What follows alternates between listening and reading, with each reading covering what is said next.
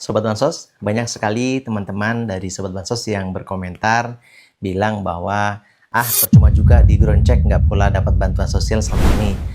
Percuma juga berada di desa rendah selama ini tidak pernah dapat bantuan sosial. Percuma juga mengusulkan selama ini nggak pernah di ACC atau nggak pernah diverifikasi dan validasi. Baik Sobat Bansos sekalian, bantuan sosial ini adalah bantuan yang bersyarat yang kemudian itu memiliki kuota. Hampir seluruh masyarakat itu yang berada di desa rendah, yang berada di desa prioritas, semuanya itu mengusulkan bansos. Sejalan dengan pernyataan dari salah satu humas media sosial yang ada di Kementerian Sosial, satu hari yang lalu menyampaikan bahwa data tahun 2025 yang lalu menyatakan bahwa ada sebanyak 15 juta data inclusion error.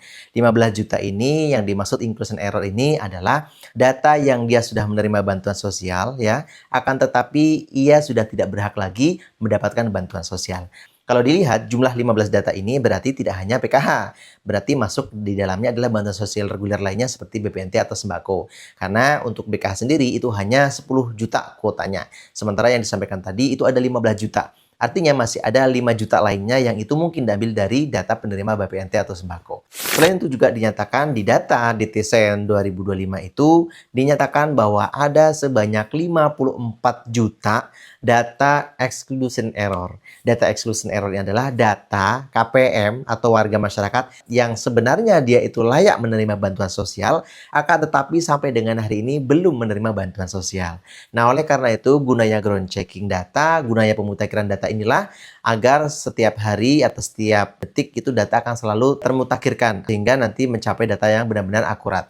Nah, oleh karena itu Sobat Bansos, bagi yang mungkin sampai dengan hari ini belum terima bantuan sosial, memang tetap harus bersabar dan tetap berikhtiar. Ikhtiarnya apa? Ikhtiarnya tetap melakukan pengusulan data, pengusulan bantuan sosial, baik itu secara mandiri maupun secara formal melalui kelurahan dan desa masing-masing. Dan pastikan data selalu berada di desil prioritas antara desil 1 sampai dengan desil 4. Karena untuk kedepannya bantuan sosial ini dibatasi hanya sampai 5 tahun.